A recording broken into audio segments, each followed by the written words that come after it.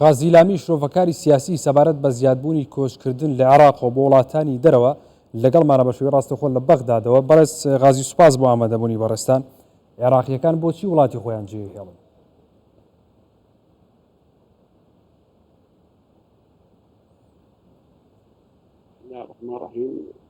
بەناوی خی بەخشەندەی مێهرەبان، سڵاو لە ئێوە بینەرانی کوردستان 24.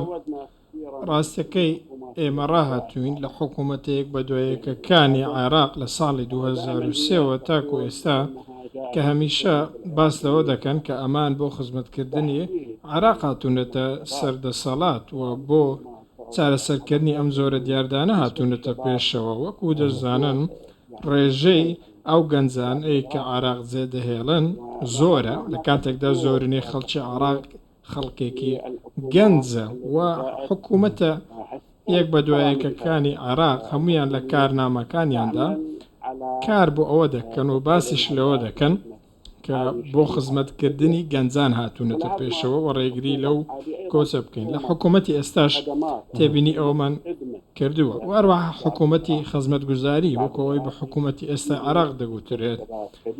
عێراق وڵاتێکی گەنجە، گەنجی زۆرە، بەڵام وا دەردەکەوێت کە کێشەیەک لەم سیستەمەدا هەبێت لە جێبەجێکردنی ئەم زۆرە خزمەتگوزاریەوە هەبێت. باشە، دۆخی خزمەتگوزاریەکان بە شێوەیەکە کە خەڵکی عێراق پەنا بۆ وڵاتانی دیکە نەبن و لە عێراقا بمێننەوە.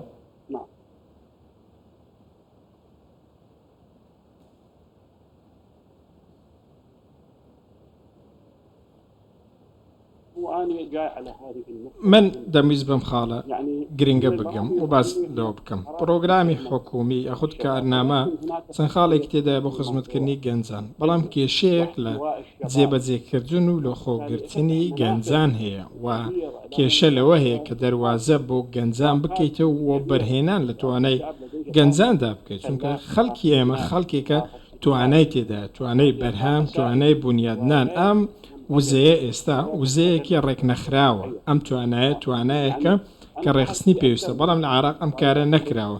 بەر لە هەموو شتێک ئێمە پێویستە لە خاڵی سفرەوە دەست پێ بکەین، پێویستە لە ناوەندەکانەوە دەست پێ بکەین بۆ ئەوەی ئەم وزەیە گەنجانمان بقۆزینەوە و ڕێگری لە کۆچکردن بکەین و بکەینە وزەیەوە بەرهێنان.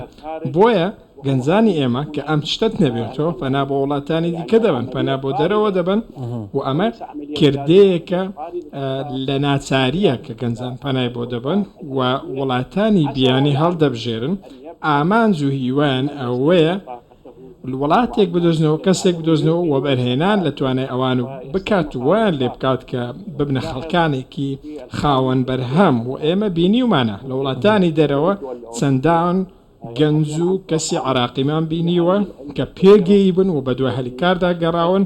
بۆیە ئەمە خاڵێکە کە سەرجەم حکوومەتەکان شکستیان لێ هێناوە لەوەی گەنجان لە خۆیان بگرن، بە تایبەتی ئەوانەی پەنا بۆ کۆچ دەبن. ئەمە خاڵێکی زۆر زۆر گرنگە. ئێمە پێویستمان بەچیە؟ پێویستمان بە لێکۆڵینەوەیەکی گشتگیر و وردە، پێویستمان بە دانانی چەندین فلتەرە لە سیاسەتی لە خۆگرتنی کۆچکردن بۆ ئەوەی بابەتەکە پەرە نەسەوێت. زۆر باشە. ئەمنیەت و ئاسایش بۆتە هۆکاری چوونی خەڵکی عێراق بۆ وڵاتانی دەرەوە؟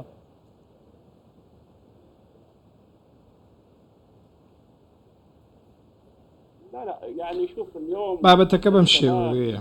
ئەمڕۆ گەنجانی ئێمە گەنجانێکن وزەیەکی زۆریان هەیە، وزەیەکی با بڵێن داهێنەرانیان هەیە و تۆ ناکرێت ئەم وزەیە کۆتوبەند بکەیت، ناتوانیت ئەم وزەیە با بڵێن بچەپێنیت. بەڵگەشت بۆ ئەم شتە چییە؟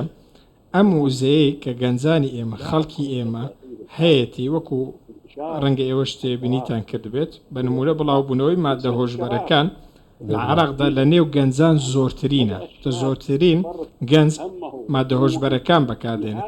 ئێستا لەبەرچی ئەمە ڕوودەدات چونکە گەنجان ئەم داخێ خۆیان بە مادە هۆشبەرەکان دەردەکەن و وای لێ هاتووە ئامە بۆتە چارەسەری ڕۆژانە بۆ ئەوەی ئەم خەم و کێشانەی خۆیان لەبیر بکەین. ئێمە نامانەوێت تۆمەت ئاراستەی کەس بکەین و تۆمەت ئاراستەی دام و دەستگایەکی ئەمنی دیاریکراوی عێراق بکەین کار بۆ سەر تۆمەت ئاراستی کەس داکەین. بەڵام من لە سێشکردنم بۆم بابەتە ینی بۆم دەرکەوت راپۆرتێکم خوێندەوە کە وڵاتی ئەڵمانیا وڵاتێکی پیشەسازیە زۆرترین گەنجی عراقی بۆ خۆی بردووە لە وڵاتەکە جێگەی کردوونەتەوە بۆ دەستی کاری ناخۆی وڵاتەکەی ئیشیان پێکا کاری یاونەتێت لە عێراقا بناغەدانراوە بۆ گەنج تاوەکو داهاتوی هەبێ.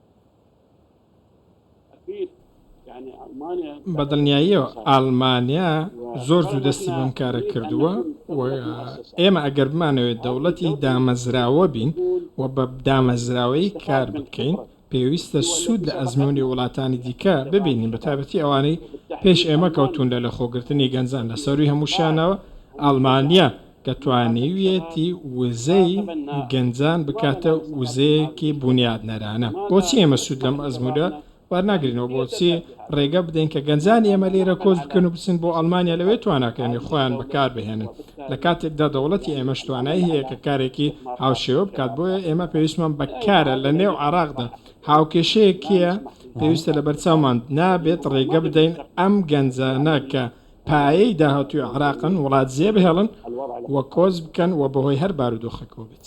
زۆر باشە ئەمنیەت و ئاساییش لە عێراقا لە ڕادەی پێویستایە لە ئاستی پێویستایە بۆی کە خەڵک بمێنێتەوە هەست بە ئارامی و ئاشتی و ئاسوودەیی بکات بە دوای هەلی کاردا بگەڕێ.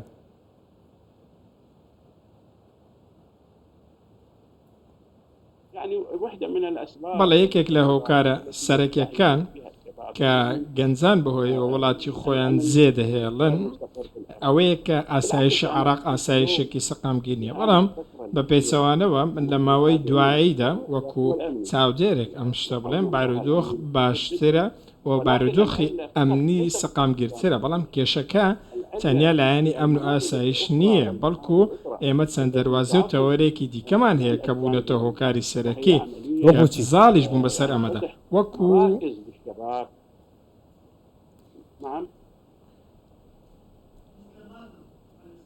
ئەو کێشانەی دیکە چی کە باست کرد بەڵێ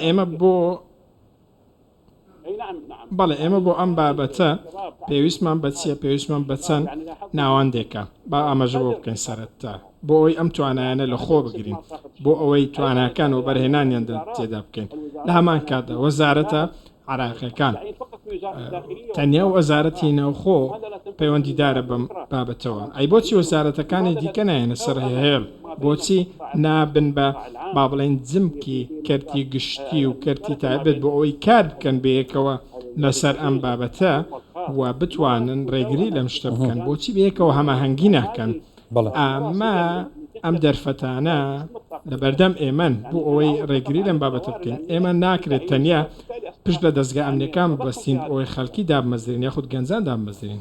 بەڕێز غازی لامی شرۆڤەکاری سیاسی لە بەغداوە لەگەڵمان بووی سوپاس بۆ ئامادەبوونی بەڕێستان.